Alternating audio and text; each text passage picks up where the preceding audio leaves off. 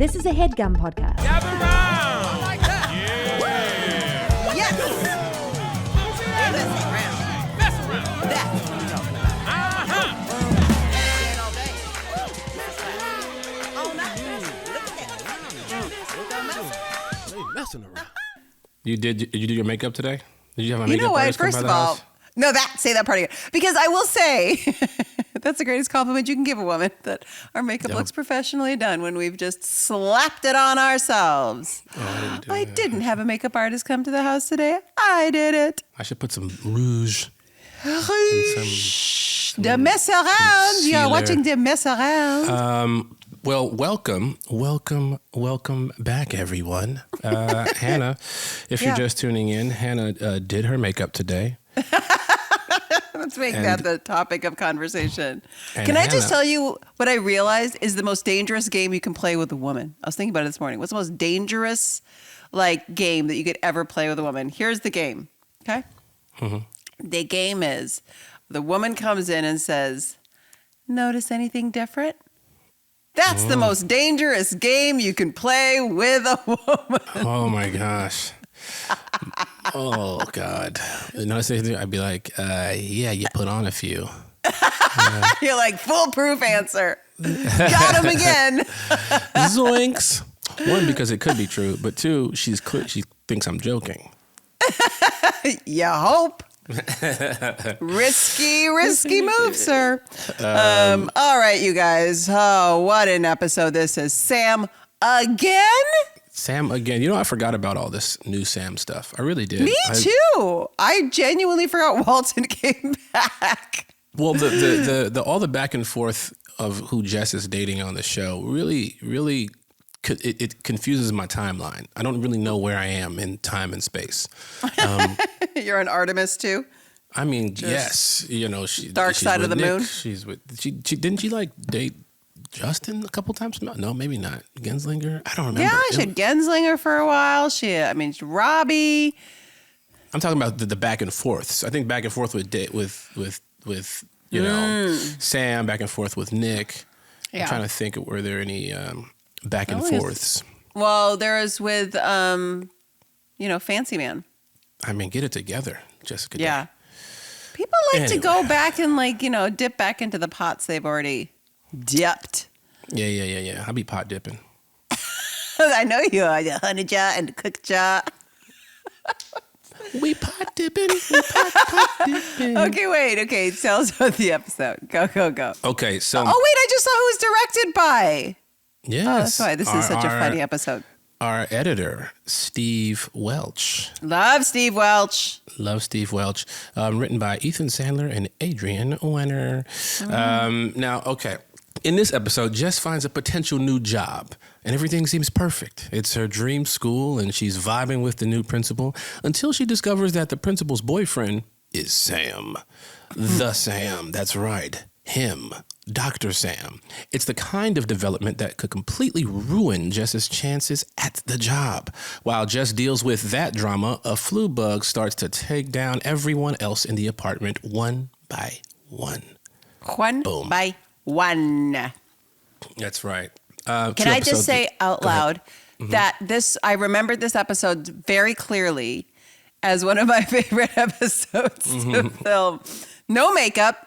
I didn't have to wear any real makeup, unlike today. No makeup. And then I just got to lay in bed and garble my lines.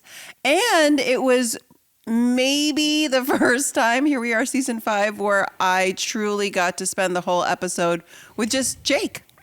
That's right. So we got to chat and hang out. We didn't have any big lines or running around to do, but it was an integral storyline. So we just kind of got to sit next to each other and chat, and it was the lowest lift and the most fun, and I remember this episode. So here's what you're saying, basically. They wanted you to be sick. So in order for you to look sick, meant to not put makeup on. So your regular face makes you look sick. That's correct. That's a very good observation. They're like, here's how we're going to make her look terrible. Just don't do we're anything. going to just have her sit down with no makeup and no hair. You said it, not me. I guess that's true. I never thought about it. They're like, yeah, just as is. feels like she's on her deathbed. Well, 2 It'll episodes work. ago, what happened with Jess 2 episodes ago? She quit her job. Yes. That's right. She quit her job. And at the top of this episode, she's announcing that she got a new one. All right. It's a new one. It's a teaching job at the most progressive school in LA, where all the kids look like members of Arcade Fire. And they want her to start on a trial basis.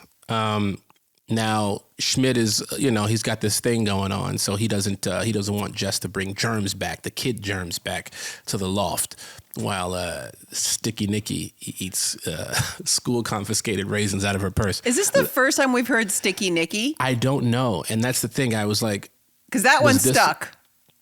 It either stuck or he said it, or we used to call him Sticky Nicky, and then he just improvised it Right into the scene.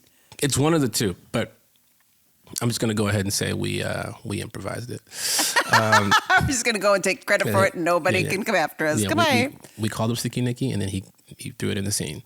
Now, which is and having, if you have kids, anyone who has a child in school knows that, boy, they get sick a lot, and they come home with shit all the time. And the sickness, 1, the sickness, 2, lice. Oh God, that happened to The Lily when she first buzz started in the daycare. head.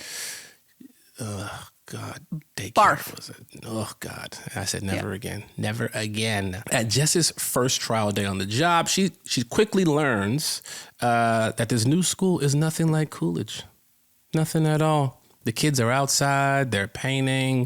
They're This, by the way, music. the most LA description of an LA school.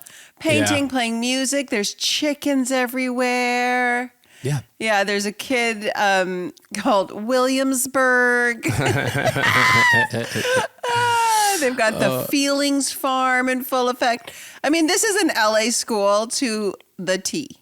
Oh yeah, my daughter goes to a school like that. You go out there, kids are hanging out from trees, there are animals walking around. That's right. And guess what? Your daughter is a kind, considerate, compassionate, funny, cool chick. So this is not me hating on progressive schools. I'm here for it. I love it. They work. So now I think we'll see.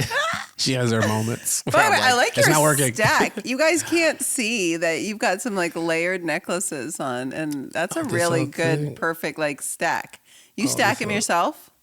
I would. Yes. I mean, I put them. I mean, do I put them on? Can I tell you something? Not to go on there's a baby tangent, but but I used to wear stacks of necklaces, but then they all get twisted up. See how you're untwisting it right now? They would all get all twisted up. And I was like, there's got to be an invention out there where you could clip your necklaces each into one clasp, and then it would always lay flat and never tangle. And there is. Is it really? This is not an ad for anything. I swear this is just a real discovery I made, and now I use it. And it's called Necklet. And you literally just go boop, boop, boop, and then you'd have one clasp, and they never tangle, and they always lay flat. It's called You're welcome. Necklet. I'm telling you, Ooh. I think it was called Necklet. I'm going to tell you for free. And you can have 2, 3, 4. You can choose which one you want, or just get them all. And then it's a great way if you wear a ton of jewelry. Shout out to all the necklets out there. All my necklets. Just shoot me one. I need them. I got. Yeah, Definitely, I need some necklets. Necklets. Okay, so Nick got sick after eating those purse raisins. So Schmidt puts him in quarantine. I'll never forget them trying to figure that out too, because they had to saran wrap the door, right? But they also had to shoot through it, right? So it had to be a really funny gag, but we had to be able to see them. So that's why they used the cellophane. What do you guys call it? Cling film? I don't know what it was called. Yeah. What do you call it? Saran wrap. You guys say it by the brand, huh? Yeah. Some plastic. Yeah, the plastic wrap that you put over your leftovers. Anyway, they had to figure out how to shoot through it and how to make it funny, also how to make it work, and then that's what they landed on this cling. We call it cling film. Also ridiculous. I think I've heard it called that before. Maybe that was during my time in Canada. But yeah, they're stuck in this room. Right? Yes. They're stuck in this room, and this is the moment where I love the line, when you and Nick are sitting next to each other in bed, and you say, this is the most time we've ever spent I honestly alone. think this, by the way, could have also just been improvised because it truly was the most time Jake and I had ever spent alone. We both were like, huh, okay. Yeah, pretty meta. So Nick's been streaming a show on his laptop. He's not sure what it is. It's either a puppet show for kids or North Korean propaganda, which also made me laugh because I really just think it is Sesame Street, right? That just looks like straight up Sesame Street. Not quite. Yes. It looked like when Sesame Street will go off and do their puppet shows. That's right. Or That looked Mr. like Rogers. Abby in the It castle.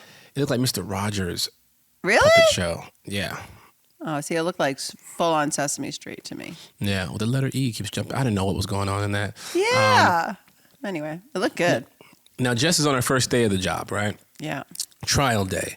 And that's when she meets the principal, Genevieve, played by the funniest Lucy Punch. Can I just say, Lucy Punch, this summer, I discovered Motherland and Amanda Land, these two shows, which I binge watched in days, both of the series. And so Motherland, she was on as one of the mums. And then they did a spinoff, Amanda Land, based on her, where she's the lead. And it was by far one of the funniest TV shows I've ever seen in my life. It's almost a perfect show. Have you seen Lucy Punch. Queen. Audacity? Oh, the Audacity just came out. You have to watch. No, but Megan's in it. Megan's in it. Megan's Lucy's in it. They shot it in and Canada. My brother, Lucy's in Billy it? Magnuson. Yeah, Lucy and Billy Magnuson play a couple. I didn't know that Lucy was in it. Oh, she's so good. So good. I just saw her at the premiere. Anyway, so that's where we see Lucy. Love Lucy Punch. That's all I'm saying. Yeah. And Love then, her. She's crazy talented. She's the lead of her own show, Amanda Land. Go watch it. Okay. So now we have, when they're at the school, Genevieve's partner arrives to pick her up. We hear the voice first. It feels like a familiar voice. It's a very familiar voice. And then we see him. It's Sam with a beard. With a beard. A massive Jesus beard. A beard. He I'm got surprised one they of didn't give those- him a little man bun. Yeah, but they really wanted him to look disheveled, I guess. So she can't play cool, Jess. She gets really weird. I don't even know what I would do if someone's like, "Did you know each other?" I'd be like, "What do you do?" Because if you lie, you gotta lie forever, and if you tell the truth, you're not gonna work there. Yeah, you could have just been like, we enter each other from time to time. We used to enter each other. We used to be entry partners.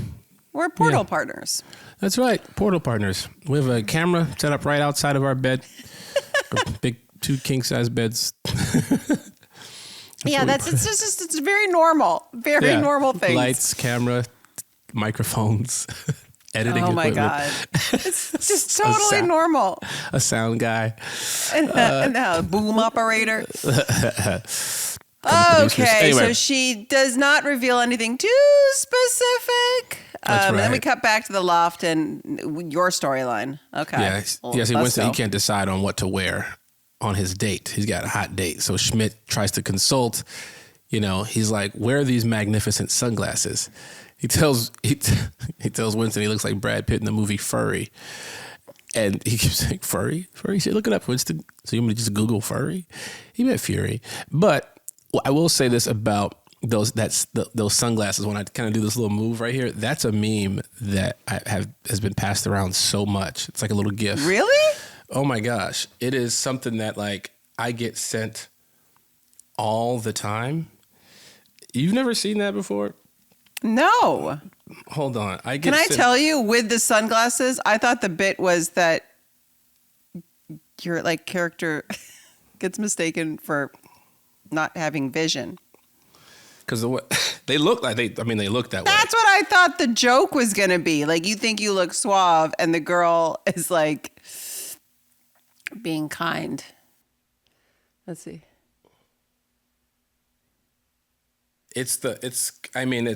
I get sent that a lot when people are trying to look cool. They go, it's a little cool bop.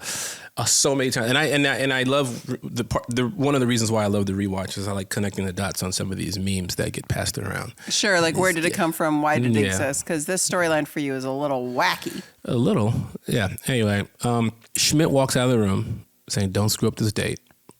which freaks out Winston. Winston's so nervous that he fakes a sneeze. It's such a little kid thing to do, to pretend to be sick. I'll never forget when I don't know if I read it in a magazine or a book or something, that this is like when your parents would take your temperature and you had like an old school thermometer you would hold under your tongue. Mm-hmm. And then your mom would leave, and then you would just like put it next to like a light. Yeah. And then you had a fever of like 140. Oh my God. Like, you should be dead. You're dead. Oh my What God. happened? And you're like, I'm so sick. I can't do this. Your sick voice had to come out. Oh yeah, I used to go like this. I used to like blow hot breath on anything to get the thermometer up, because it was like a fever they couldn't send you. Yeah. If you were sick, your parents were sending you to school. They didn't care. Oh They're yeah, like, yeah. Go. No fever, you're going. Yeah, and the now, fever was the thing. And so they throw Winston in the quarantine room. Yeah, it works. Right. And even though he's really not sick, which is a stupid idea. But anyway. Very dangerous choice. Yeah. I'm like, bro, they sick. You also can just like not go. Right. You're a grown man. You could also just not go. Yeah. Just don't go. Just leave. Anyway. So Jess is now talking to these folks through the door. Cece and Nick aren't really listening. See, Wendy wrote plastic wrap. That's a clearer way to say this. Yeah, plastic wrap through the Plastic wrap. Yeah, but Cece and Nick, they're not really listening because they've become enthralled by the puppet show, which is actually called Poppycock Palace. It's such a good name. Sure. Poppycock Palace. Poppycock. That sounds like something your mom would say. They says, yes, darling, have you watched Poppycock Palace? It's absolutely gorgeous. So Jess can't figure out what to do about the Sam thing. And this is my favorite thing in the world. This is such good friend advice and also a normal friend response, which is like, do nothing. Here's our advice. Leave it alone and do nothing. That's it. Sit on your hands. Yeah. I will never forget, I was at the Living Desert. Have you ever been to that place? What? It's like a zoo, the Living Desert. It's like this really great zoo, like out near like Palm Springs, Indio area. The Living Desert. No. It's really great. It's really like wonderful, like a great, if you met people, some people hate zoos. It's like that. It's kind of like a zoo thing. Anyway, it's great. But I'll never forget, as I was leaving, there was a dad and there was two sons, and they were playing or doing something. No, he only had one kid. He had one kid. He had his son, and there was another family, and the other family's kids were climbing a structure at the zoo that you're not supposed to climb, right? And this kid goes, I want to climb the thing. And he's like, no, you're not allowed. We're not allowed to. He's like, I want to. And then he's like, well, those kids are climbing the thing. And the dad whipped his head and looked at his son. He said, what do I say? What do I say about situations like this? Because I don't care what that kid's doing. What do I say? And the kid goes, read your own book. And he's like, read your own book. Right? As opposed to like looking around, see what everybody else is doing and then wanting to do it. Read your own book. And this is what they're trying to say to Jess. They're like, listen. Yes, focus read up. your own damn book. Read your own book. Stay in your lane. What? I don't want to hear it. Do nothing. Leave it alone. But she can't. She cannot. She can't. So she shows up as they have just post-coitus, and she has got the cornbread. Now, while Cece and Nick, they're sitting, they're still watching Poppycock Palace, Poppycock and Palace. Hannah and Jake are having a great day at work. Laying there doing nothing. I know. And Winston is, he's reaching a breaking point because maybe Poppycock Palace is only good if you're sick, maybe. So That's he stands right. up, Yeah, you need that Theraflu. and he comes clean. He's like, listen, I'm not sick. I just been faking it. And he's saying that he's been faking it so he could avoid his date. Thing is, he's not over Allie. Oh. Just like the fans aren't over the fact that we're not actually dating. Bro, headlines again. I know. I saw that. I was like, oh boy. And this new person, she's okay, but she's not Allie. And then I love this moment where Cece is like trying to say, she's blowing her nose. Oh, yeah. You can hardly hear it. She's like, oh, Allie. And he's just blowing her nose. And I like Winston saying, I don't need to hear what you said that bad. Like, because you keep blowing and blowing and blowing. And then she's like, no one is Allie. No one is Allie. And you have to give other people a chance. That's right. Yeah, that's fair. So I was thinking about going back to Zoe Kravitz and giving her a shot. No one is Zoe. But I might give her a shot again. But anyway, now we're back at Sam's place. Jess is trying to convince him to put in a good word with Genevieve. That's right. It turns out Genevieve is there. Awful. She's there. Awful. And she walks in and she walks up to the door and she's like, what are you doing at my lover's house? And this is crazy. This is weird. All of this doesn't sit right with Genevieve, who tells Jess that something in her gut says like this whole situation between us, you getting a job. Why'd you just go to his house with the baked good? It's so inappropriate. Yeah, it's not great. Jess is becoming, and you'll see in the next episode as well, she's becoming a bit unhinged here. For sure. Chaos. Yeah, it's like you did something, you just want to clear the air. That's kind of what it is. And send a text. Yeah, but it's like, she's spiraling now. She's spiraling now. She can't like. You know what it is when someone spirals too, because you do too much. Yeah. Because you don't think it's too much. That's right. You're just like, well, I don't want to I want to be, I should. And you start to spiral out. And because she can't have her friends physically hold her back and be like, no, we're not doing that. She's just kind of out there, loosey-goosey in the world. Mm-hmm. I watched The Comeback now, and it's such a great show. Mm-hmm. But now I just feel like I'm talking like Valerie Cherish all the time. Okay, so at the loft, Winston. He manages to quietly escape the quarantine room while Schmidt practices his work presentation. But as he's about to leave the loft for the date, he realizes he doesn't have the sunglasses. He tries to make a run for it. He knocks over Schmidt's iPad and sneezes. On the iPad, actually. On the iPad, which is disgusting. Yeah, but he manages to escape, right? Yeah. And he goes to the date. Now, Jess, she gets herself into Sam's house to convince Genevieve to give her the job, right? Now, she feels like this is just another way the two women are linked. You know, Genevieve asked, how long have Sam and Jess shared their journeys? If someone said shared your journey, I'm out. Your journey? That sounds like something you would say. Me? No. Yeah. You're a journey sharer. No. So what comes out is that Sam is still hurt that Nick kissed Jess and they were still together. And he needs Nick to apologize for wounding him. Yeah, that moment, by the way, where she like gets that out of him and he's like, yes, I do need him to apologize, is so uncomfortable. I get so weirded out by things like that. Okay, all right. Now, Jess tries to ask Nick to apologize to Sam so she can get this job at the progressive school. Nick's like, hell no, he hit me back then and he's going to hit me again. Please, it's my dream job. She really wants the job. It's such a Jake response of being like, no. Yeah. I don't like him. I don't want to do it again. I mean, listen, they both are wrong. He kissed his girlfriend, you know. He punched him in the face, you know. Even wash. It's clean. Yeah, clean slate. Get over it, Sam. Now cut to Sam. He's apologizing for the season 2 throat punch, right? And he's sincere about it, it seems like. And now he wants an apology from Nick for kissing his girlfriend.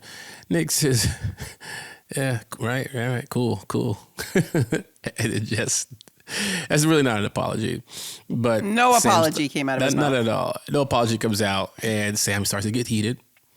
And then he keeps saying he has a cool beard. And he's like, say it's a cool beard, dude. Say it's a cool beard, dude. And then he says, it's a cool beard, bro. He's like, what you say about my beard? And it keeps getting amped. And then, boom, he says beard one more time. And he gets throat punched again. What a location. Because you as a doctor, you know you could kill somebody that way. Yeah. And, like, they should take away his license.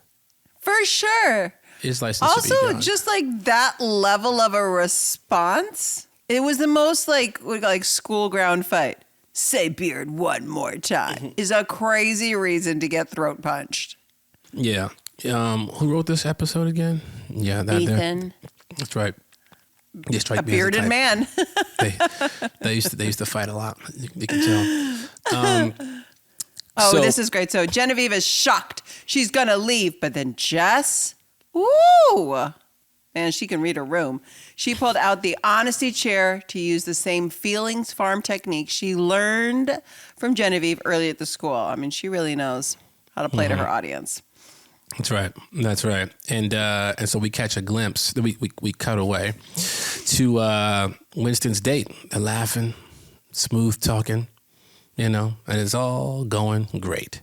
Now, meanwhile, just Nick, Sam, and Genevieve. You understand that I thought this scene was going to then like open up and you realize it's going great because she's like got your shoulder and it's like helping you walk because she thinks that you're blind.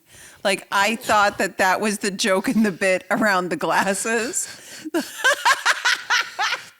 That's what I thought the joke was, but there's like no joke in your storyline. You completely forgot this episode. I don't know. Like you're like the C storyline. Why are they making such a big deal about that he needs the glasses unless the glasses are going to be part of like a bit. And then you put the glasses on and then I was just waiting for like, the joke. Yeah. No joke and it's there. not, they're just supposed to be cool glasses. Yeah. There's no misinterpretation about your cool vision. As hell. Sometimes it's just cool as hell. Yeah, I was very confused. I was just waiting. I was like, and she's going to, no, he's just having a good day. That's the whole story. Cool. Okay. So now they're all sitting around. Jess, Nick, Sam, Genevieve, sitting around the This honesty is chair. so funny how she gets Jake to participate or Nick to participate. By she's like, do you like some soup? Do you like something? Like, no, I love soup. I love soup. But, so Nick, it's an honesty chair. So Nick is like, no, he's not sorry for kissing Jess because it was fun. They fell in love. They dated for a while. It was great. He's telling him the truth. Yeah. And now it's Sam's turn. He says he had a hard time opening up to anyone. He met Jess. He thought they were great together, but then Nick kissed her and he went down a weird path. And he doesn't know who he is anymore. And he wants to go back to who he was. This excites Genevieve. Breakthrough time. Because there he is. That's the guy. That's the real Sam. She's like, it's an honor to meet you. I love this moment so much. She plays it so perfectly weird. Yeah. It's so weird. Oh my God. She gets up, gives him the biggest hug. She's super excited. You good? Not really. Okay. Gives him the biggest hug. I think I got sick. I need Poppycock Palace. Oh God. Where's your husband? The cough is coming. And she apologizes for dumping him.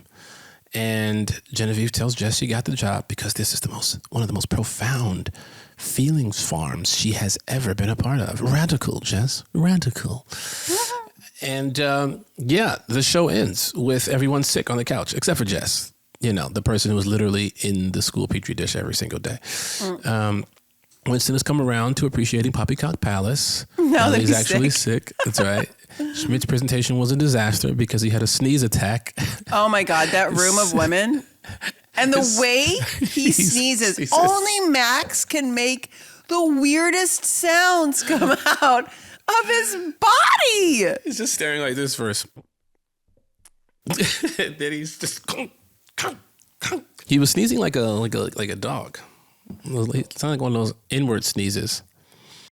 I didn't say N-word sneezes. I said inward sneezes, not N-word sneezes. It's like when he had to pee, that episode where he had to pee. Remember that? And he just like makes it absorb inside his body. Oh God, I when I have to pee inside my body, it's so difficult and awkward. To like swallow the pee inside is gross. Pause.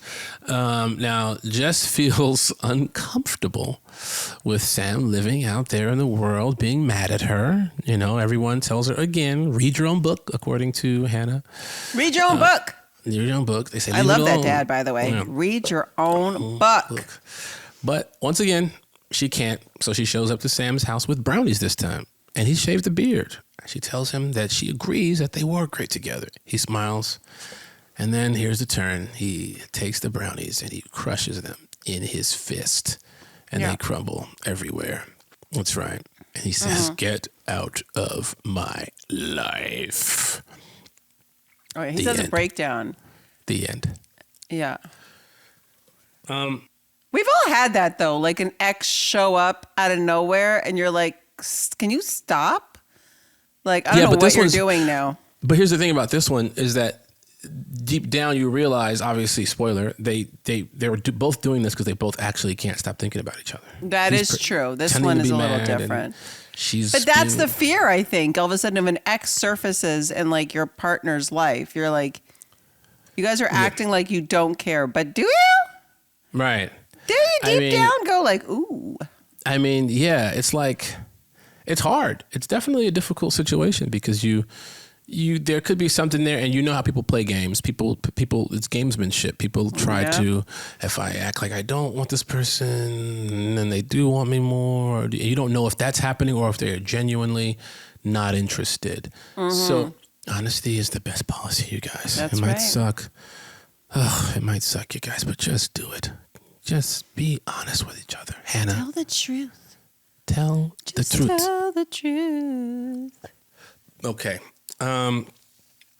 Yeah, that meme, the glasses meme, that's definitely something that I'm glad I connected the dots on. So whenever someone sends that to me, I'm going to go, that's so cute. Season 5, episode 13. Yeah.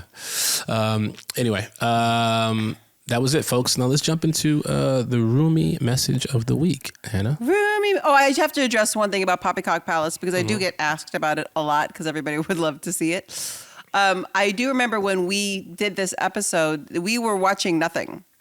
There was nothing. They were just like, it's going to be a weird thing. We don't know what it is yet. So we kind of just like garbled our lines and had to like stare and then give like a range of reactions, like giggling, laughing, dead stare. Like you just had to look so delusionally out of your mind, sick, I think was the point of it. And so we never saw what it was until the show aired.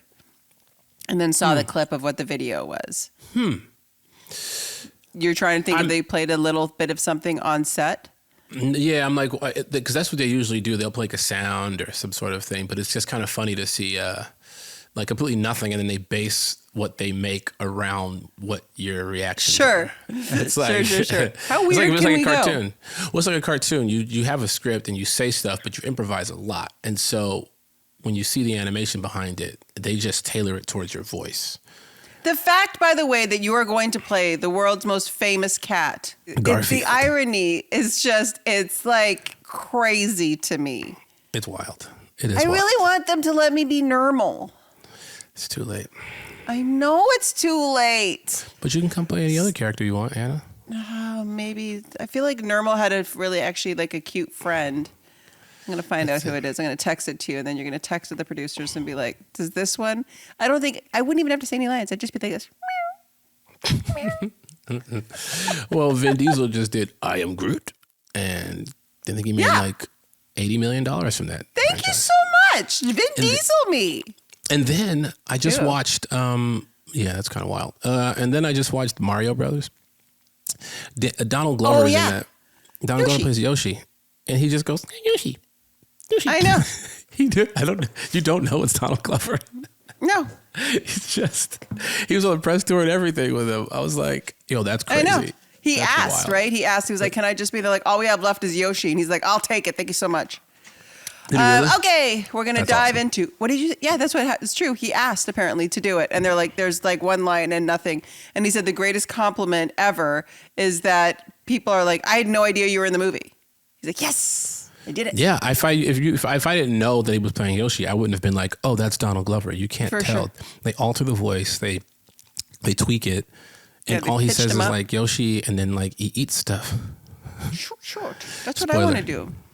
Spoiler. All right, dive into the Roomy message of the week, shall we? All right. And if you have a question or a comment or something you've noticed you'd like to really share with Lamorne and I, you can send your questions to themessaroundpod@gmail.com.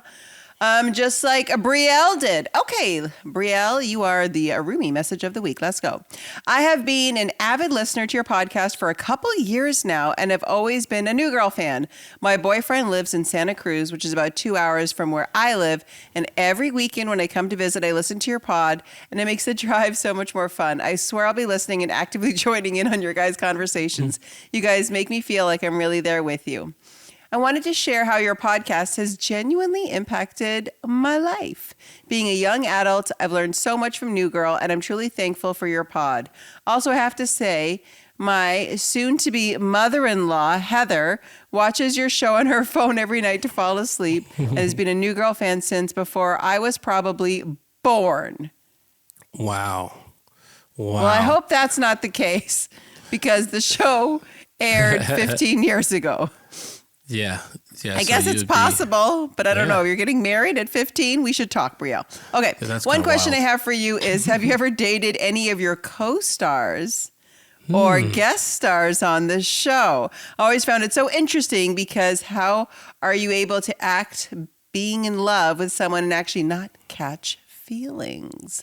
I love you guys and what you're doing. Oh, Brielle, look, see, this is a smart way to ask the question. Like it's about the acting process. But truly, she wants the tea. She wants the tea. She wants the tea. Piping hot tea. I think I know the answer for you. It's no. No! The guest star once I had a little romance with for... That's it. I'm gonna keep it. You don't know who. You don't know what season. You don't know what character. Just gonna keep it like that. We had a little quick little fling. Don't know if they had 2 feet or 4 paws. We will never know. We will never know who you sparked a relationship with. It was a human. For a minute. Oh, okay. Big clue. Big clue, you guys. Human. It was a human. It was a human. That's right. No bestiality over here. It's gross and a crime. Did you know the moment the guest star walked on, you were like, ooh, if I can, I will? We were very flirty in the hair and makeup trailer. I will say that. Oh, yeah. So the vibe was there from the beginning. Yeah. And I was kind of like, I was like, oh, that's interesting. And that was it. And then we just started talking and hanging out for a couple months. And that was it. I've never, ever caught feelings for anybody that I've worked with. But I will say when you have to play like a romantic interest with somebody, you do have to have like a real effortless chemistry. And I think chemistry gets confused as being like romantic or sexual, right? But really it's about like full, like almost like brother, sister, like trust and silliness. And so you can be super vulnerable and super intimate and the person's like can see it as charming. Yeah. Right? As opposed to you feeling like judged or awkward or you trying to force it. Those are the things I think people can tell. Like I had, a running on and off again thing with Schmidt. And Max is just, he was like my brother. He was so sweet, so funny. Any like weird choice I made, he would always just like support it and elevate it, which then allowed me to do more things and vice versa for him. I found him so charming when he would do his silly Schmidt things. And you can see it on my face, which sells then the chemistry of the couple. So you don't have to catch feelings, but you have to definitely have a more like connected friendship, I think, than just like when you're just bullshitting on set with somebody in like a friendship or something. Yeah. It's interesting though, because you go so long on 150 something episodes, something like that. Almost 150. And there's so many guest stars. There's so many potential happenings of romance that, the potential is there. You never know. Like I don't think I'd be able to date a co-star, meaning like someone who's like a regular on the show with me. Sure. Like that, I don't think that'll ever, because you're just too professional. I don't think that it's a thing. But it happens all the time. But lots for me, of people do it. I was about to say. It happens all the time. But like, I don't think that's me. But guest stars and co-stars that have come on, like, I'm trying to remember. I think there's been a few flirty moments. I definitely was hanging out with one person in particular for a little bit, but like, there have been a number of guest stars where you're like, you start to get a little flirty, and it doesn't go past that. I'll say there was a lot of people that tried it with me. Not a lot. Oh. There was a few that definitely were like, if I would, but I just didn't reciprocate the interest that way. I'm gonna say names, and then you just blink, blink if I'm right. Are you gonna blink if I'm right? Well, there's one that I've talked about now. I Yeah. was never going to talk about, but there's one big one. Yeah, we know that. We know about that one. We know about that one. We know about that one.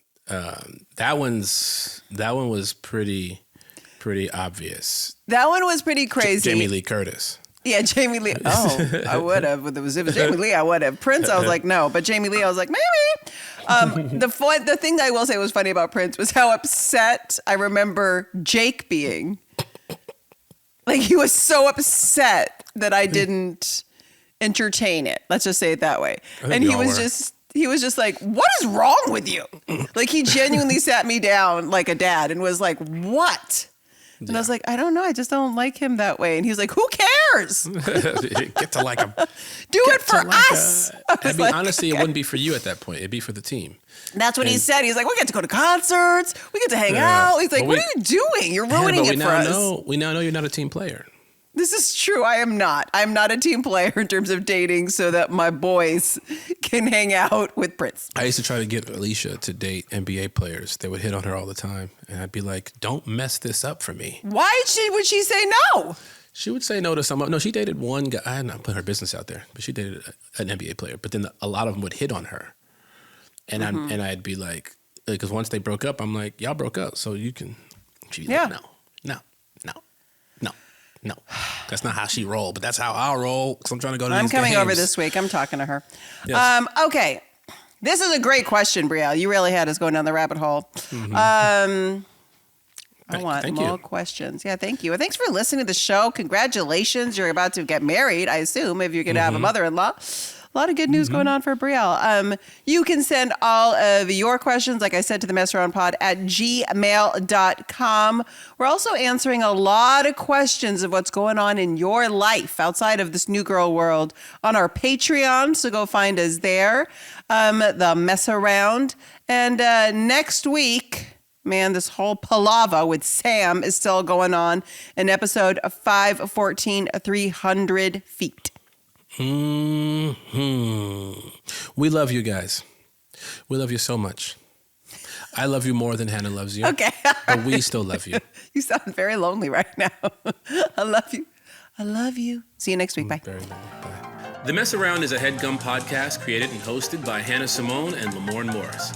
The show is produced by Wendy Heisler and engineered by Sam Rogich, with production support from Kyle Chevron and Ali Khan. Our executive producer is Anya Kanovskaya. Katie Moose is our VP of Content at HeadGum. Our theme music is by Ronald Jukebox Jackson. For more podcasts by HeadGum, visit headgum.com or wherever you listen to your favorite shows. That was a HeadGum podcast.